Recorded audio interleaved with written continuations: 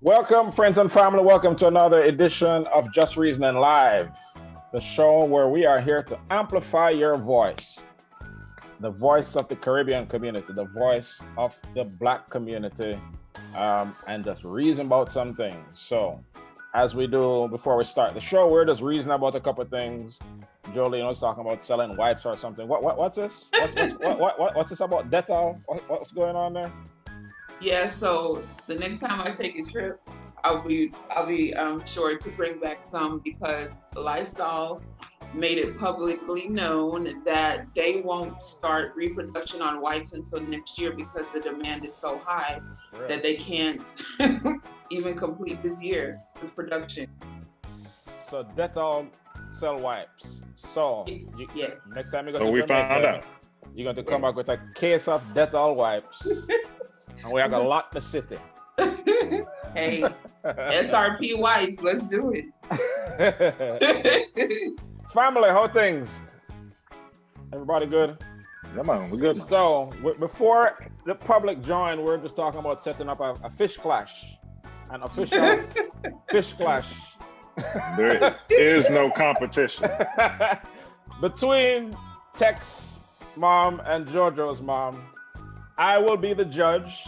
Both of them are some of the, as you would expect, a Jamaican mother, some of the best cooks there are. So I'm not putting money on anybody because, I'm What do you here mean? to be an impartial judge. Just Hey, remember my mom lives across the street from you, Dub. I love Aunt Jean, but that don't. But we're going to set that up. I will be the judge. I will be the only judge. I just load me up with fish. No. We have to have more than one because you are. Hey. Nah. You're gonna have to get your roommate involved or something.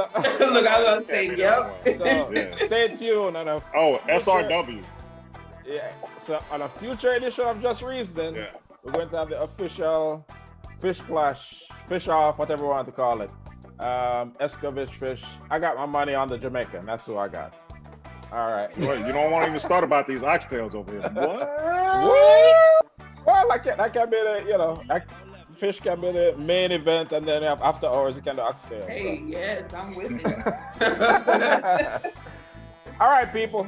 All of the things going on. Today is August 5th, so you know what tomorrow is.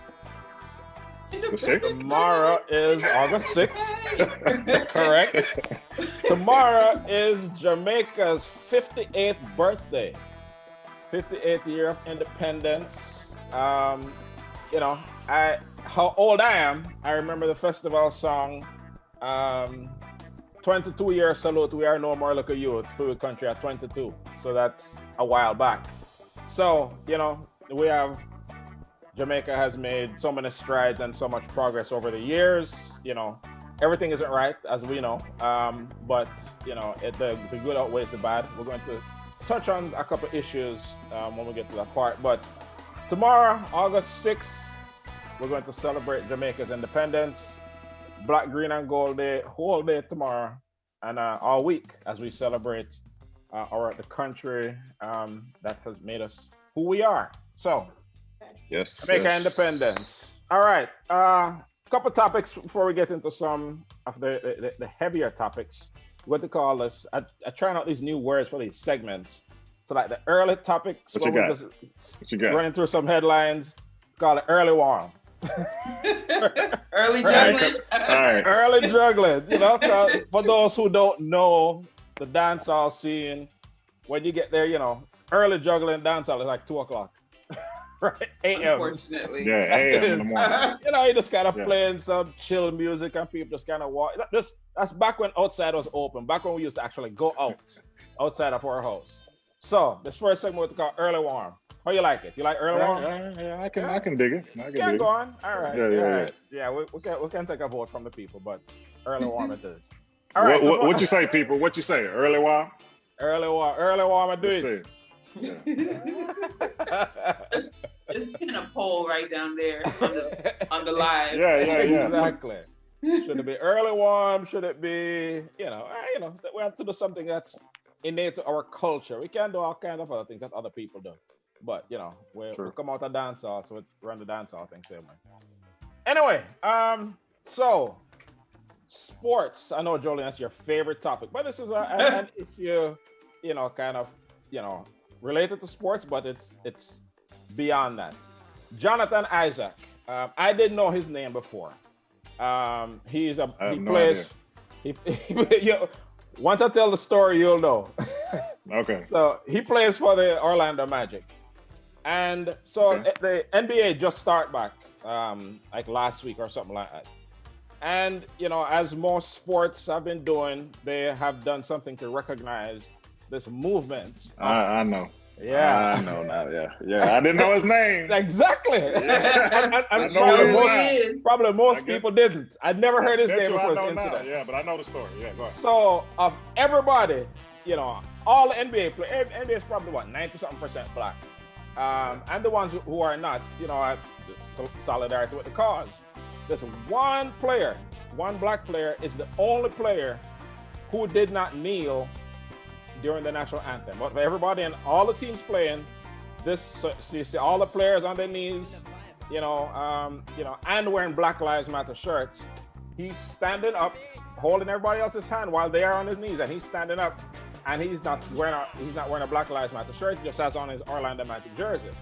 So hey, you know, people are free to do what they want to do. He said that he supports the movement. His reasoning didn't really make sense to me. He said he supports the movement, but he didn't see how, you know, wearing a t-shirt and kneeling down is going to fix anything.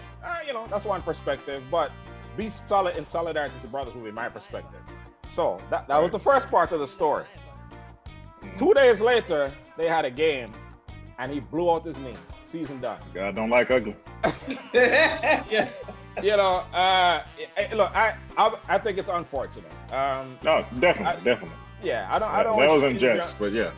Yeah, I don't wish injury on anybody. Anybody who plays sports, you know, it sucks to get hurt. But you know, everybody isn't as nice as we are because he has been getting slaughtered on social media. I mean, people laughing and Yeah. But at the same time, he has a number 2 selling jersey behind LeBron right now. Yes. What? Yes. The number 2 selling jersey behind LeBron. I bet that is all Blue Lives Matter, all Lives Matter people. Of course, because they're looking at this one person and saying, see, told you so. So they're using him, you know, as their so-called like martyrs, so to say. You know, that it can be different opinions out there, and you know that not all of us support that movement. So that's why. Yeah. You know, I guess, you know, I don't know how old the kid is. I mean, I think he's probably like in his early 20s. And that's something that he probably didn't think about, that they are going to use him as the poster boy to why this don't make sense. You know, so overall, I think it's unfortunate. There's a news, not news, one of those sports talk shows, Dan Lebetard, who he actually apologized for this, but they put out a poll on the show saying, "Do you think it's funny that he tore his ACL?" Yeah, you know, but you know, they apologize for that, but that's extremely tacky. But you know, at the same time, at the same time, you have to commend him because it takes a strong man to stand up on his own and say, you know what, I know y'all are doing this, but I'm going to stand on my own principles and I'm going to take this stand. For sure. You know what I mean? Even though he has a difference of opinion that's not popular, he took a stand. So yeah, you got to commend him on that. I agree with you. I disagree with his decision 100%. Right. But yes, it is not easy to to be the one person going against what everybody else is doing. Exactly. Again, I think his reasons were nonsense, but that takes a lot of courage. You know what I mean? Yeah. And something regarding race and ethnicity and that sort of. Oh man. You like that? You know. Recover. You know. You have plenty of time for prayer and meditation. You know, and you know, people say that's the ancestors who, you know, for the one person who didn't want to take a knee, blew out a knee. It's very ironic. Get well, son. Right. In music news, the big Drake versus Mavado. First of all, for two entertainers like that, you know, that basically at the top of their game. I just came across a story like yesterday that there was a beef between them. So before I kind of read some of the details around what happened, do y'all think in general that beefs, whether it be Bound to Be in it 20 years ago, not the friendly thing that going on now, or Mavado Cartel, or Pac Biggie, do you think those things are good for music? Or do you consider it a negative? I personally think it's good for music as long as it doesn't lead to any violence or anything outside of music. When you think about the early beginnings of hip hop, it originated from battles. I mean, they were two MCs going head to head, and they were trying to, literally rip each other's head off. And to the victor goes the spoils. So definitely the origins of hip hop, that's where it started. Now,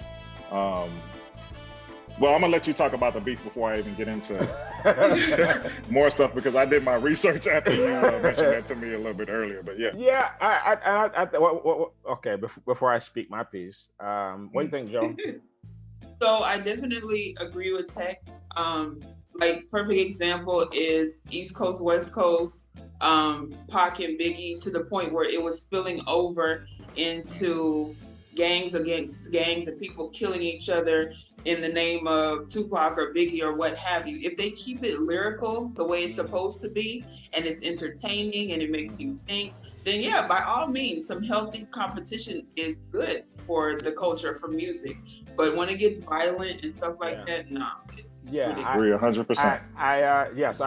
I agree with both of that, and it's generally not the problem is not generally between the artists themselves, right? It's their supporters. Yes. It's their entourages, like the Barbs for Nicki Minaj. Oh my God, it gets Party Piece Girls. The Beehive. Yes. Hey, oh my God. Thou shalt not speak ill of me. Come on now. Come on now. You know what? You know what? Your timeline full of bees. No, they'll be at your house. They will find you. Like, literally. They will Google map you quick. Yeah, so as long as it's kept lyrical and music, no issue. It kind of adds the drama, kind of adds to it. You're waiting to see who's going to respond, and of course, a whole lot of money was made off East Coast versus West Coast, and 2 people end up dead. Well, which was perpetuated by the media. Yeah. So as far as the nature of this Drake versus Mavado beef, there's apparently they had some sort of falling out. Whether it's over some business dealing or whatever. I don't think that part is clearly known. But Drake dropped a freestyle the other day, where the line that kind of stood out to me is N-words. I guess I can say niggas, right? Yeah, you can say. You're reading. I'm reading. These are not my words. Yes. And it's not the ER, it's the GGA. Yeah. So right. So Drake said, niggas want peace like cassava, but we let bridge them burn like grabber. So what that basically worked, Mavado, for those who don't know, is from Cassava Peace. So it seems like what I read from that is, Mavado want peace, or whether he did or not, who knows? But that bridge is burnt, basically.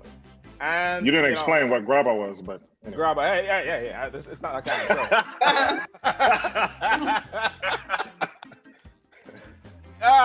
of show. So that was a freestyle that Drake dropped. And now, Mavado, came back, guns blazing. Oh, man. I'm trying to find his.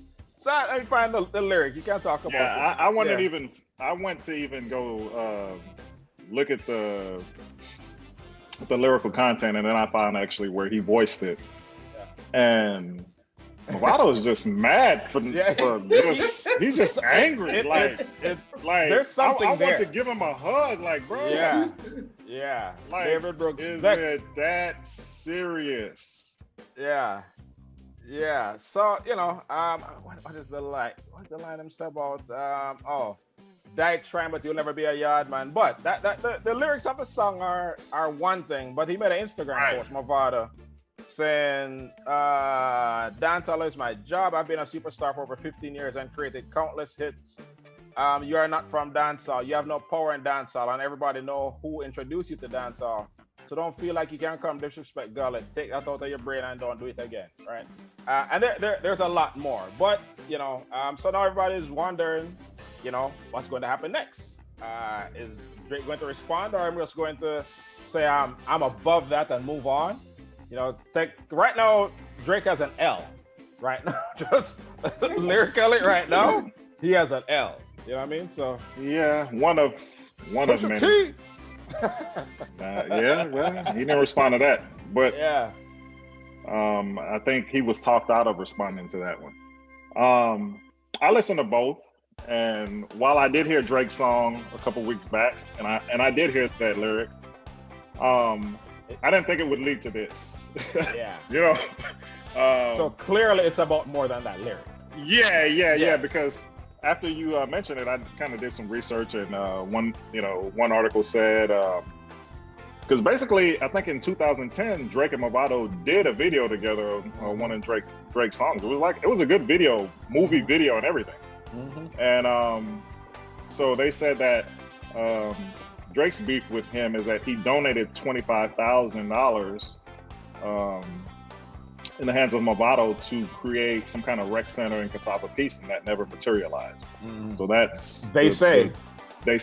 Right. We don't know if that's true. We don't know if that's true. And then the next article I read, which I don't even know if this is true, because I think they're going off of what Mavado is saying, is that it's over a girl, or what may have you. Now, I mean, if it's over a girl, come on now, we too old for that. Yeah. That's ridiculous. So whatever the situation is, I think both of them should, take the opportunity and capitalize on it. Marketing is marketing. Just, leave it there. Now, I really don't think Drake is going to respond, because after listening to the song that he made the comments on, it seems like he got a lot of help. Now, surprise, that's, we're talking about Drake. But you think Cartel helped him? Not Cartel, but who's close to him. Yeah. Yep. Right? That's true. Poppy, yeah. So if you listen to the song, there's a lot of, Jamaican slang, and he's kind of twanging through the whole song. Mm. So he definitely had some help.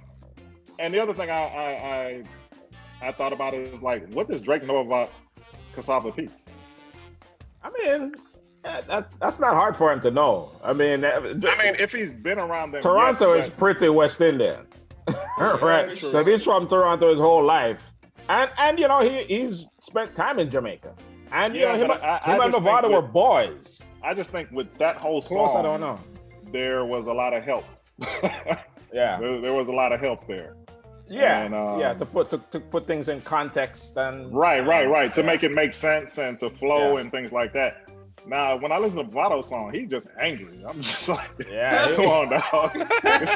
It's a sport. He's just going for his head. Like Mavado, Mike Tyson, I want to eat your kids type. It was ridiculous. But anyway, so it's from Mavado's end. It's all like it's a real issue. Yes. Because one little lyric in a song don't do him so. Right. So whatever that real issue is, who knows? And the thing, Popcorn and Mavado are enemies. Popcorn and Drake are friends. So Drake kind of friend of both of them. Drake. Yeah, at some point. But I mean, hey, we'll never know the real story. But hopefully we get some entertainment. Hey, money and girl cause all kind of war in the world from the beginning of time. So hey, something to you that. So that's music news. The Drake Mavado beef. I keep it lyrical, keep it entertaining. Don't make it country versus country and culture versus culture. Keep it music, and hey, we'll roll from there. August 1st was Emancipation Day. Emancipation Day throughout the Commonwealth, as they call it, which is basically former British colonies. I should call it Common Poor, not Commonwealth. But August 1st is Emancipation Day, where we commemorate the freeing of the slaves throughout the British colonies. And people, similar to the Black Lives Matter movement, I think there are corporations who are, they want to show solidarity with the cause, but it may not be from a good place. It's from a marketing place. And it is, let me show you a couple images that Trinidad, Dwayne, your people. You got the KFC one? Yes. Okay. Yeah, Dwayne is our resident Trini on the show. I think I sent that to you. On IG. All right. So it's a couple images that a couple companies in Trinidad, used to celebrate Emancipation. Make sure some people are watching. Yeah. All right. So here we see Stag, which is it's a beer. I'm not sure if it's originated in Trinidad. That's the only place I've seen it. Yeah. And So as you see the Stag beer, and they pop the top, and then there's a Black Power fist there. Open up freedom in every sip. That's basically just a commercial for Stag beer, right? And people kind of trying to appropriate a message, but they're really just trying to sell something. It's not a good look. That was one issue. Now, here's the one that caused all kind of controversy. Yeah, T.L. Hughley went ham on this. Do you hear me? You have KFC. Trinidad love their KFC. They swear they have the best KFC in the world. But it's just basically Kroger chicken. It's not all that. It's average. But here is KFC in Trinidad. Have the drumstick, and the shot of the drumstick is a Black Power fist. So when question, Tex, when their logo, what's up with your people? When their logo looks like a white slave master. So, Mr. Tex, on behalf of all Trinis, explain what's up with your people. Yeah, I can't explain that one. I got nothing on that one. Wow. Yeah. Marketing. Yeah. Marketing. And we've had these similar discussions around, the Black Lives Matter movement. When this, came out, Netflix have all black movies, streaming, have a black section. All these, some company, I forgot the name. Well, there are many companies who did it. Use get a discount, use Black Lives Matter as the coupon code. They're just trying to sell stuff. Yeah. And that is the risk of this moment. When you think about it, even though these sorts of changes take a long time and happen over a long while, since George Floyd was killed, about 2 months ago, nothing has changed. There have been more and more incidents. You saw that incident yesterday where, this is the craziest thing. I didn't even have that as a list of topics. Where in Aurora, Colorado, police pull over a black family in an SUV. In an SUV, looking for a stolen bike. Motorcycle. Looking for a stolen motorcycle. Pull them over and have the whole family on the ground. On the floor. Mother lay down on her belly. Kids, one little girl looks like she's about 4 or 5 years old. Guns drawn on this family. So, thankfully nothing happened to them. But think of you as a kid, as a 4 or 5-year-old kid getting, get out of the truck, get on the ground, face down, guns drawn on you. You're not going to forget that ever. So that image is going to be in those kids' heads forever.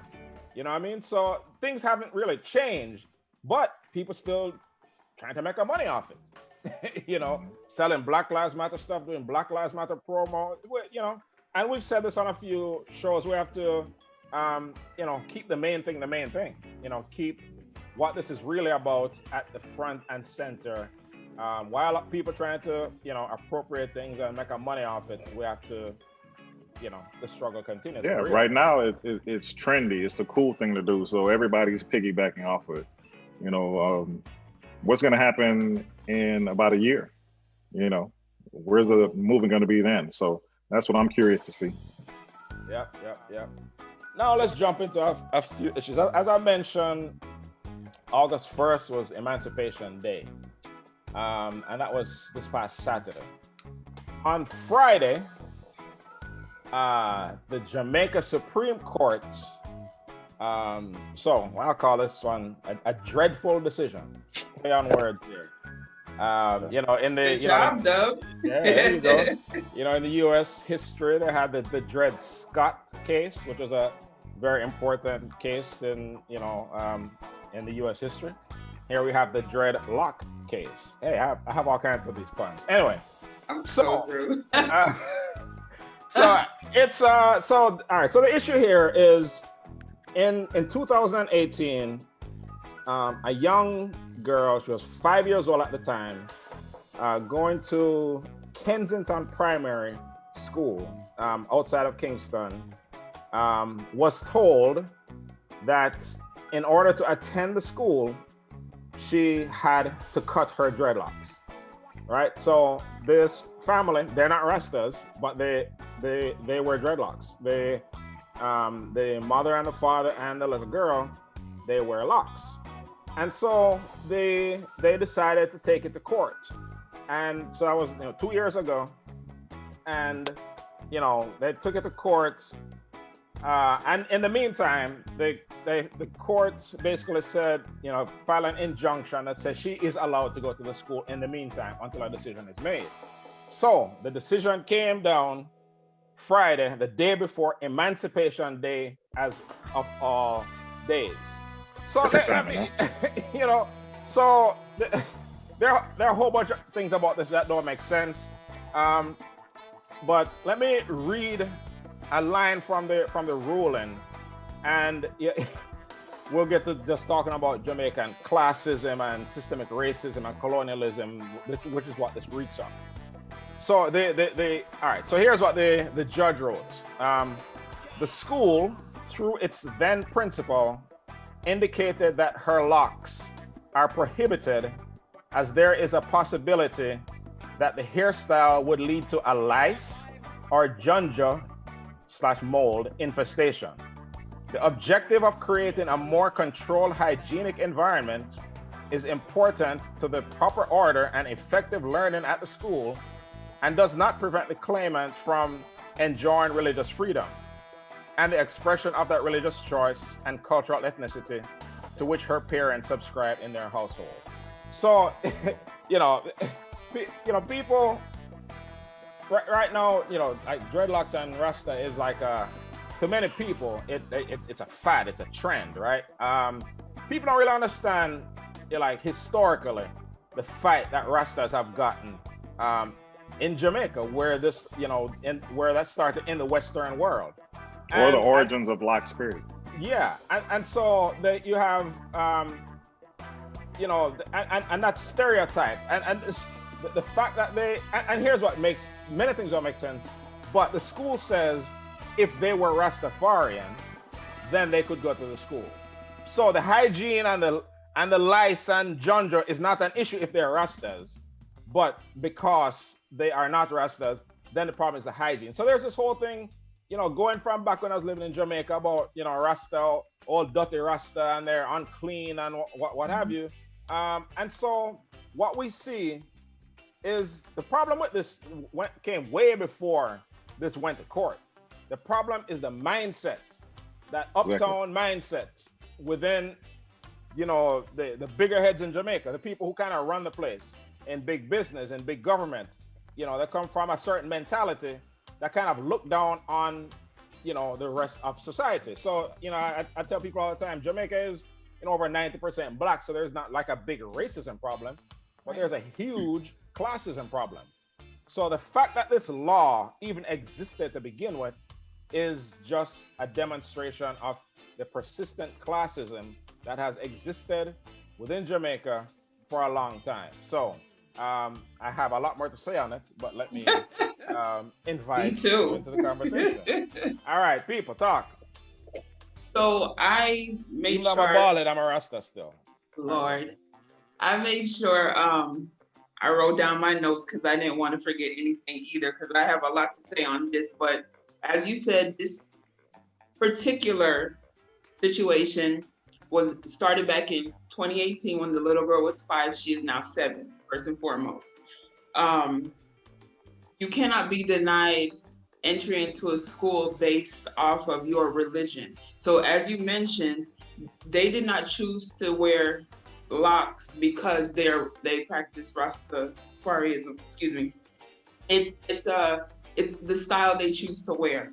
And so the wording that the government used was she was expressing herself.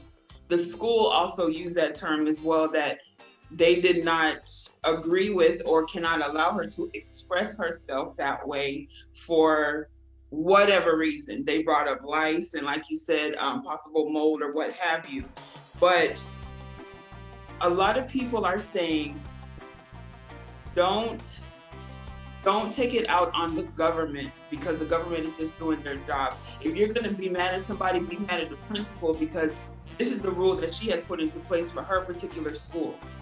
Now, for people who don't know the full 100 of what's going on, this particular primary school is a sought after school. They have awesome past results and testing, and it's like the Princeton of, or, you know, the Princeton of primary schools in Portmore, Jamaica, which is near Kingston, the capital, which people know. So these parents wanted the best for their daughter. They wanted her to go to the best schools, and people even took it as far, and once again, here we go with social media blowing things out of proportion, that this little girl is going to be traumatized for the rest of her life, and her parents need to instill in her that Black is beautiful and she should accept herself and her hair or what have you. First of all, nothing was said to the child directly. They did it professionally and dealt with her parents. So if you think she's gonna have self-esteem issues because of this, I believe it all starts at home. As long as her mom, who embraces what they believe, and her father embraces what they believe, as long as they nurture that in her, and she takes from this that, you know what, I'm gonna embrace it, I'm never gonna cut my hair, this is me, take it or leave it, I can go to a different school. Also, somebody also added the fact that the father is in the entertainment business. He's a producer. They have a GoFundMe account going for 20 million Jamaican dollars, which is 125 US dollars. So now they're trying to spin it as if they could have just went to the school board and the principal and left the government out of it, but they're making a big deal about it to maybe get some attention for this producer. He also went as far as to say he wanted more entertainers to speak on this and was upset that more entertainers didn't speak on this. But of all people, Bone to Killer made posts about it, Spice made posts about it. So the biggest dancehall artists are backing you up. So why are you making it an issue all over again? So what's really going on? So once again, people are saying, why didn't you go through the chain of command? Why didn't you sit down with the principal? If you got an answer you didn't want, go to the school board, go to the Ministry of Education. Why go? I'm sure they did all that. Court? I'm sure they didn't just up and go to court from jump. Allegedly, they didn't. Allegedly, they didn't, and found a lawyer that was willing to take this case and thought it was going to be this big hoopla. But I digress. I don't buy it, but hey, but I have a lot more to say. Yes. Text. Yes, sir. Yeah, I got a lot to say, but I'm gonna keep it short on this one too. Preach! First of all, I would implore the people that made the decision to actually take some time out to research the history of locks and where it originated. Basically, Egypt was the birthplace of civilization and the center of the Pangea. Yeah, going back, it all started. It's all because of slavery. No. That lives matter.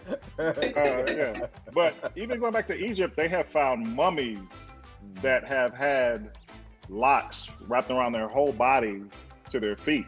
And basically, during that time when the Egyptians came into power, they started growing their locks. And the longer your locks were, that basically symbolized, how long you've been in power. The longer it is, as time goes by, the longer you've been in power. Now, even in India, even in India, the deity Shiva was depicted with locks. Have y'all seen that picture? I wish I could share my screen, but I can't right now. And that takes me to Samson. Okay, y'all know the story of Samson, right? Yeah, man. Of course, Yeah, man. So Samson came from an area called Nazarene, okay, which would make him a Nazarite, okay. Right. And as you know, the story is told, he basically had long hair, like ropes. They were dark, woolly. Yes, and Rasta. they held what? It held his power, right? Now, one of the laws of the Nazarite people was that they couldn't cut their hair. So that would imply that the people as a whole had locks. Now, who's the most famous Nazarite you can think of? If you don't know, you need him in your life. Jesus. Exactly. So Jesus was a Rasta? All right, go on. Keep going. Might be. He's not that white man they portray him to be. I do believe he had locks. Yeah. And it got me to thinking, okay, if there's a caveman theory out there, they didn't have combs.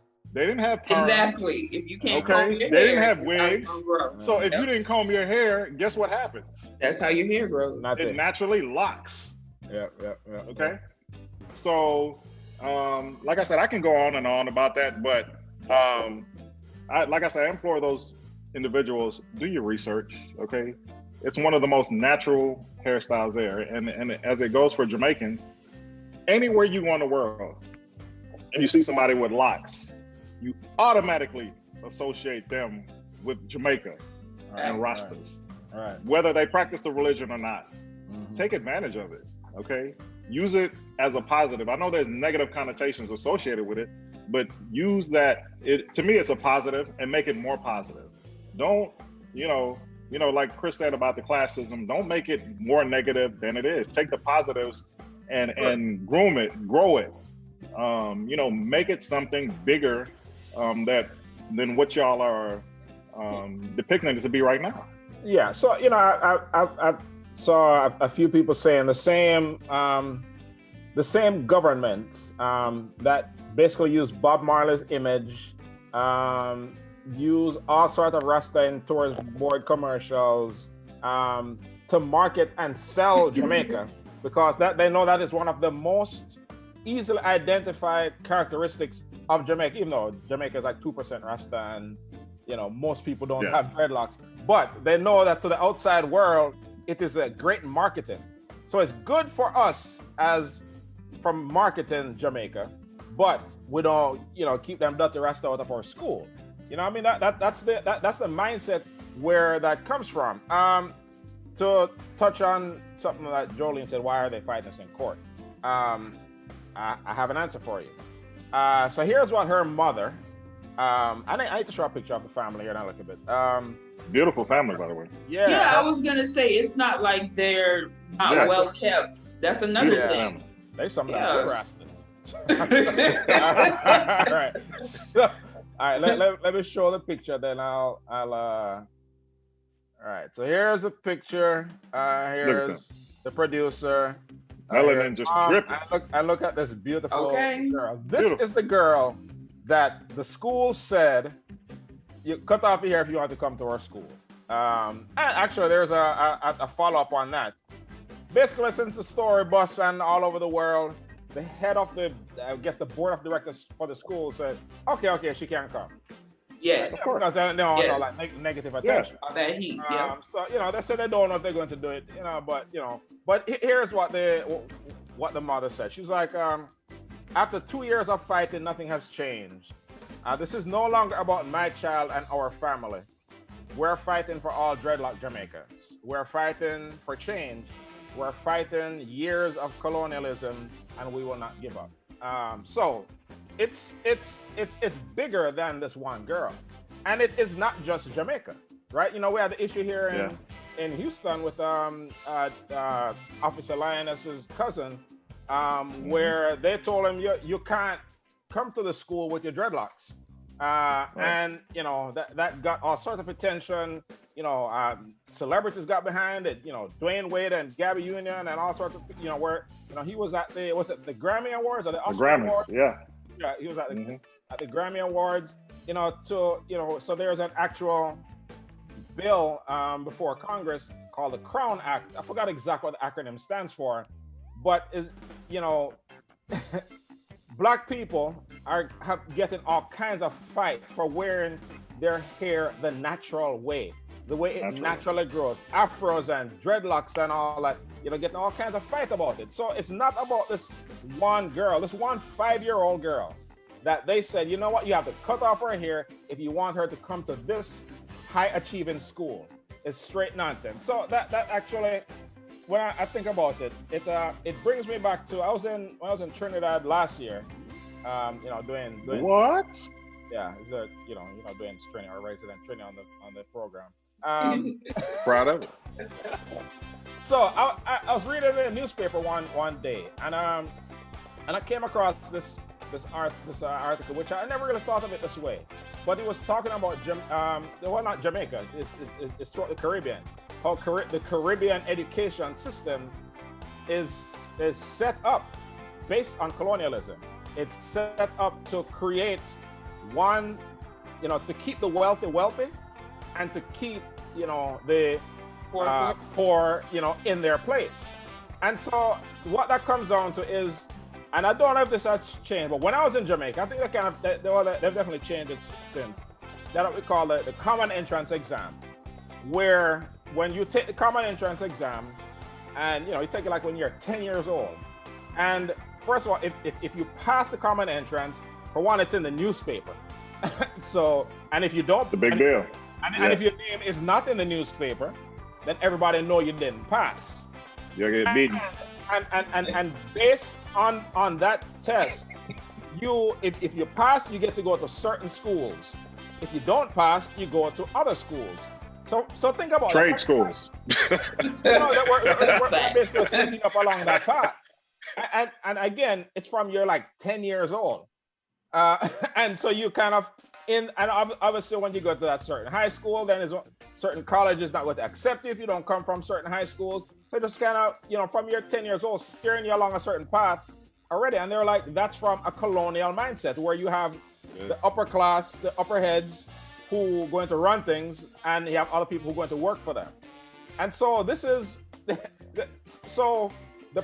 I said, the problem here with this thing, with this little girl, is not the court's decision. It's the fact that law existed to begin with. And the place where that law comes from is from a classist, colonialized mindset. People have to remember, as we mentioned, tomorrow is Jamaica's Independence Day. Jamaica was under British rule till 1962. So there's all sorts of people who are in control and power in Jamaica today who have a mindset still of, before the black, green, and gold flag, right? They have a mindset of the Union Jack, the British flag. They kind of lived under that system. They started going to school under that system.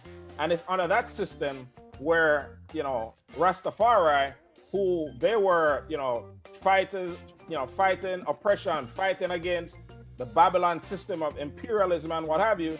So they were trying to, brush them aside. So anything associated with Rasta. And again, this was, for like when I left Jamaica in early 80s. So that mindset still existed. I mentioned the other day that I had an uncle who recently passed, who was a Rasta. I'm not just somebody that locks, he was a Rastafarian. And when he died a couple weeks ago, and I got a picture of him, that's the first I have ever seen him, ever in life. Because I would just hear about, you have a Rasta uncle. And coming from a relatively conservative rural area, I'm sure he went through all kinds of fights where he was not welcome. So he, moved to Kingston and, then some Rasta community there. And I heard of my uncle Manir, but I never saw him. So people have to understand that this fight it goes way beyond, this little girl's education. It is a mindset within Jamaica and the people who run Jamaica that you have to look a certain way, you have to have a certain complexion, your hair have to be a certain way if you want to be accepted within our society. So, firebun that Babylon system, you know, that's my thing.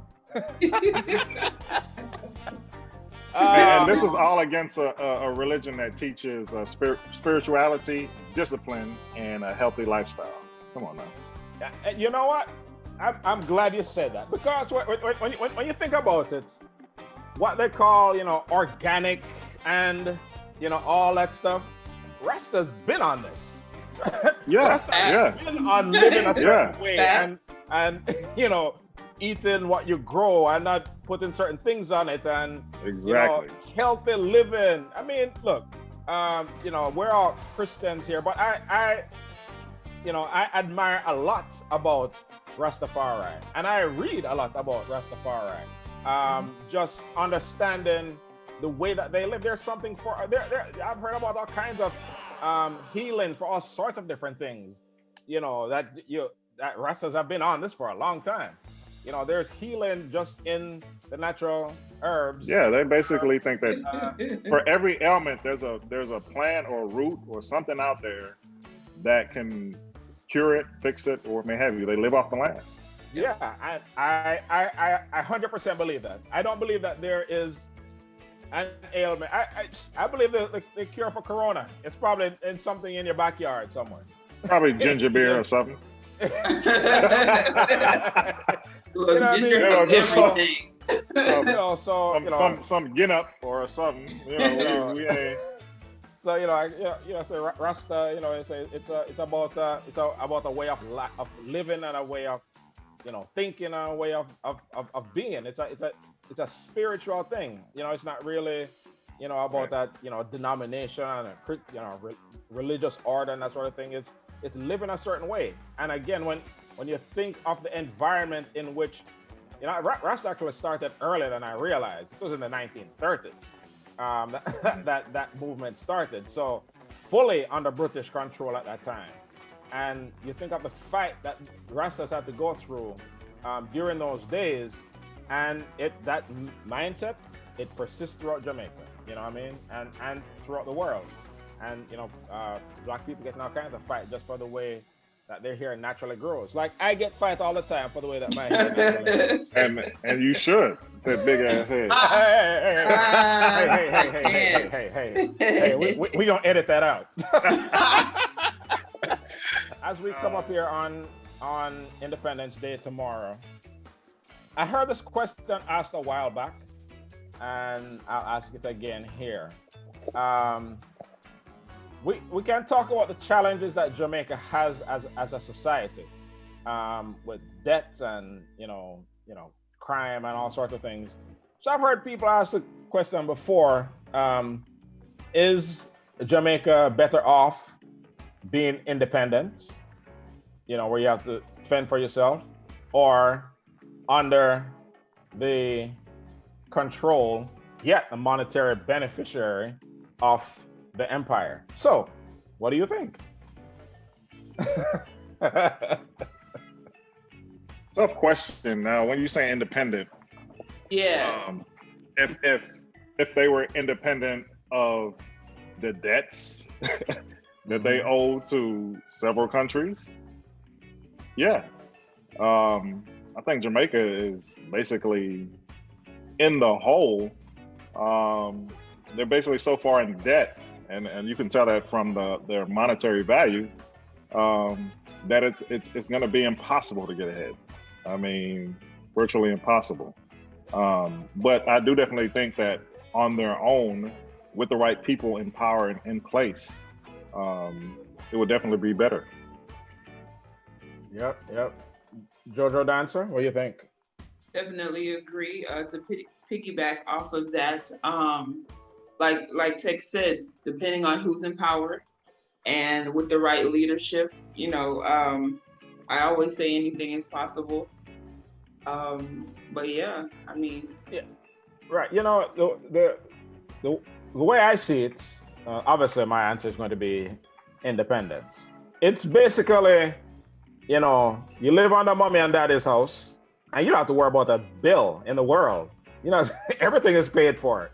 You don't even know, you don't know how they did it. Exactly. You know, Right. I think about that all the time. You don't know how they did it, and you don't, because you don't. It's taken care of. Magic.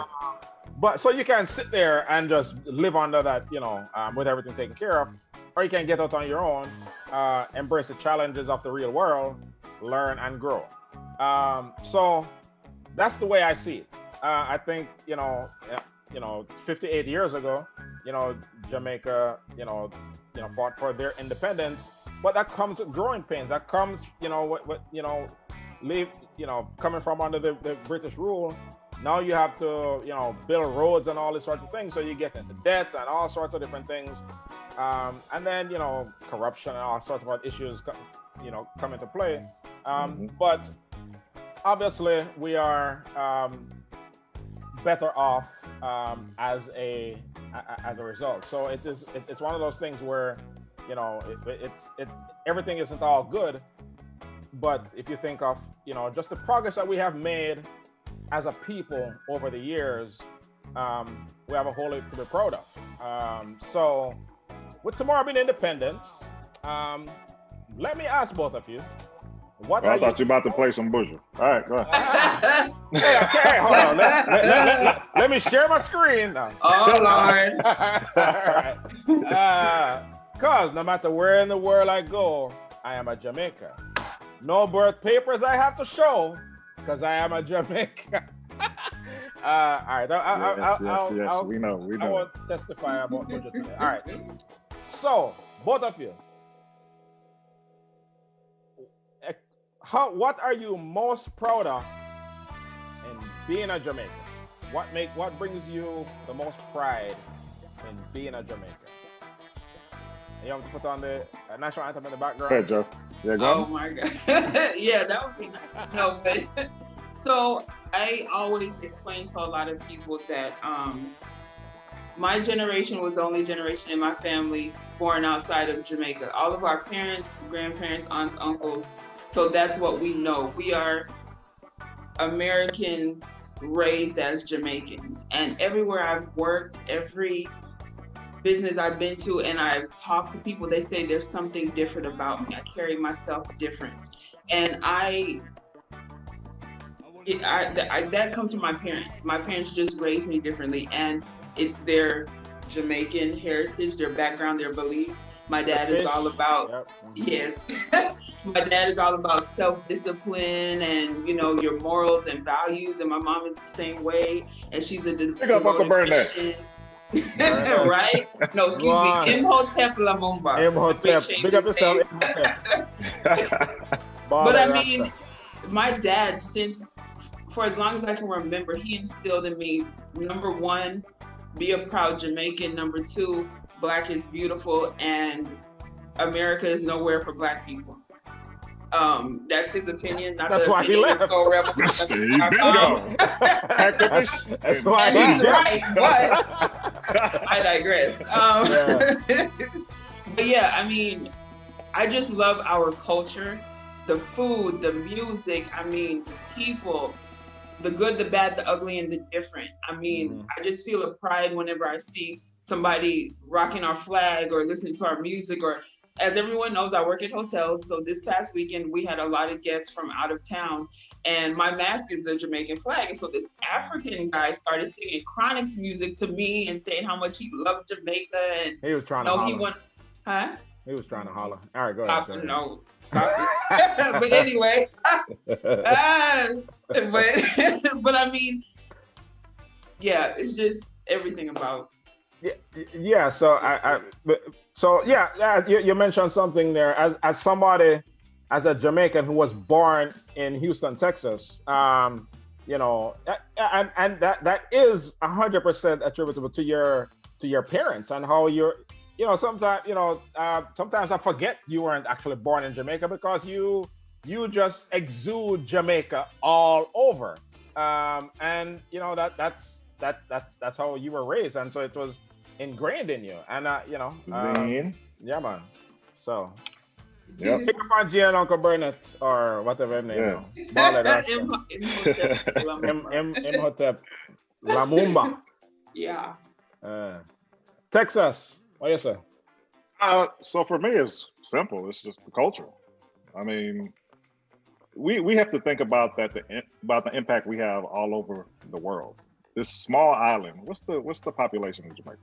Like 4 million or something like that. Okay.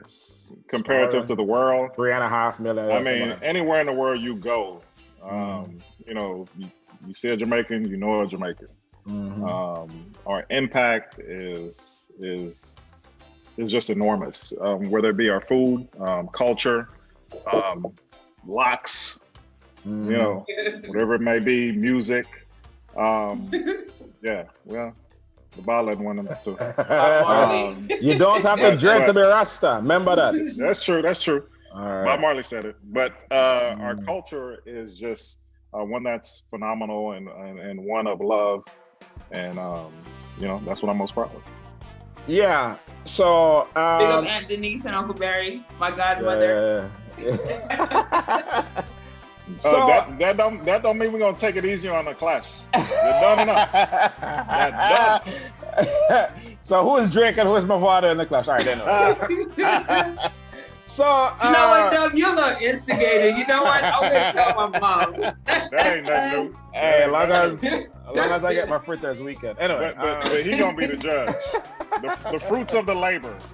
So I obviously agree with what both of you said. So I harken back to a time when the Marley documentary first came out. Well, first time it was, because I didn't watch it in the theaters. I watched it once it was released on cable, right? And which one? I Shot the Sheriff? No, not that one. Which one? It's called Marley. That's the name of it. Okay. It's about just his life. Yeah. And so I remember I was watching it one Sunday morning. It was early one Sunday morning, and it got to the end, you know, where they showed, like, you know, little kids all around the world, you know, in China, in North Korea, in Rwanda, singing One Love. And it was like, you know, they played the whole song, and you saw little kids all over the world, and it literally just brought me to tears. So Nikki was about to go well, Dr. Walter was about to go someplace.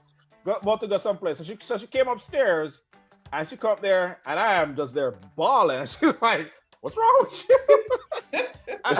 I couldn't even really explain, but it's basically when I look at this one little Rasta man who come from St. Ann Bush, just like I come from, this one little man, you know, who then moved to Trenchtown, which is, you know, just poverty-stricken area, come out of that gutter and come from that and become this worldwide symbol that I have not been to a country in the world where I have not seen something about Bob Marley. Either somebody wearing a t-shirt, see it on a wall, something about Bob Marley. And I'm just thinking, you know, so that this one man did a whole lot for just putting Jamaica on the global map. And it's not just Bob Marley, as you mentioned, it's just our overall culture. You know, Darius, who, you know, owned Uptown Lounge, you know, he was saying to me the other day, he was looking at a map and he just saw how small Jamaica is. And he said, to be a country that small, you have a tremendous impact on the world. You know, just around the world. Exactly. You know what I mean? Just a certain level of consciousness, the music, the food, the vibes, just, you know what I mean? So it's, we have, you know, people can't want to talk about, you know, look, there's no perfect country in the world. We know that. We're living in one that is extremely imperfect right now. I'll tell you what, nowhere in the world could Donald Trump become a prime minister of Jamaica. Anyway, that's my one Trump statement for the day. But, you know, everything isn't well, but there is no perfect place on earth. But Jamaica, it's my heart, it's my soul.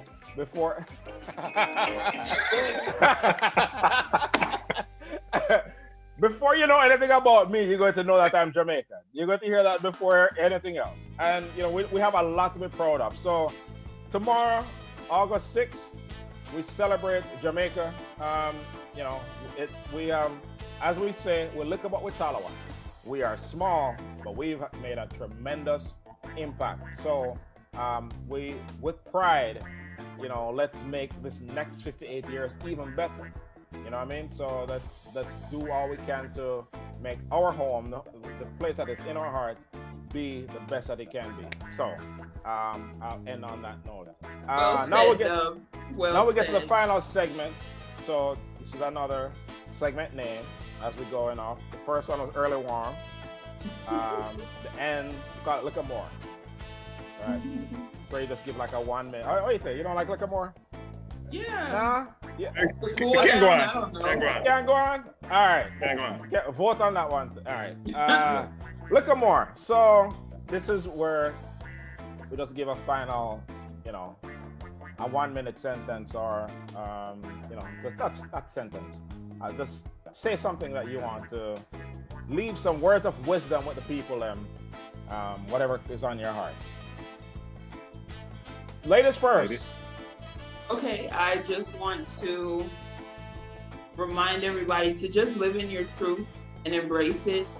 And don't let anyone tell you what you cannot do. Take can'ts out of your vocabulary. Anything is possible. It might not be easy, but anything is possible. And for the love of God, wear your mask, people. If I have to kick one more person out of my hotel that refused to wear a mask, wow. Wear your mask, people. Wow. Really? Yeah. That's ridiculous. People fool, man. Jeez. Yeah. That's it. Texas. Trini. Yeah, boy. I just want to say, follow up on JoJo's sentiment, man. Wear your mask. It's simple. It's simple. And just to reiterate what I said last week, that means your car too. Don't park next to me. Okay, give me 6 feet. Okay, the parking lot is huge. Give me 6. Okay, if I put anyway, I'm just anybody out there that's around Mavado, give him a hug. Bro, you angry? Like for no reason. Like it's music. Make the music. Hey. Make the money. And chill out, bro. The man is angry. But anyway, I think there's a reason. Yeah. There's a reason. Loving it. Yellow boy got feelings about some girl. Anyway, yeah, man.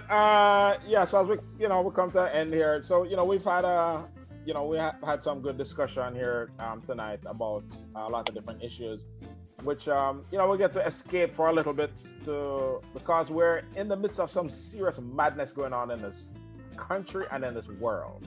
The COVID situation is, it's the most powerful, advanced country with all these, Nobel Prize in science and what have you, has the worst outbreak in the world. And that's just because of arrogance and ignorance. It's simple. It's such a simple little thing as wearing a damn mask. You know what I mean? Take your, do the small things. That's what it takes. There is not going to be a vaccine anytime soon. And if there is one, if you rush a vaccine that hasn't been properly tested, you're going to make things worse. So just do the things you can do. Get your social distancing on, wear your mask. These are simple things. You don't have to uproot your whole lifestyle. We live as normal as possible. But, we just don't go out and do reckless, careless things. So just keep doing that, So, and, as we think about it, there's, I don't know the exact death toll is right now, but it's over 150,000. So think of, I went to University of Texas, that was about 50,000 people. So think of like 3 UTs of dead people and families grieving through this. And those are just the ones who have died. The ones who are, who have been in the hospital and can't even go and see their family and what have you. I mean, oh, man. People are really going through some stuff right now. And so we just have to, as our kids are kind of starting back school now, keep our teachers and students and bus drivers and cafeteria workers and keep them in your prayers, because people who are trying to push them and rush them back do not have their concerns in mind. They do not. They have politics and money and all sorts of other things in mind. So that's my reasoning on that. And hey, as we said, tomorrow Jamaica turned 58. We are proud Jamaicans. Jamaica has made this world a better place. Run the tune to text. Pray for Lebanon. Pray for Lebanon. Yes. All right. So, friends and family, thank you once again for joining us on this edition of Just Reasoning. Check us out at justreasoning.com. Check us out on Facebook, My Solar Page, Just Reasoning Group. As we're here to amplify your voice and talk about issues of relevance. So, until next time, next week, same time, same channel, Wednesdays at 9 p.m. Central. Big up Jamaica. Happy birthday. Love you. We do not own the rights to this music being played. Disclaimer. I own it. These are mine.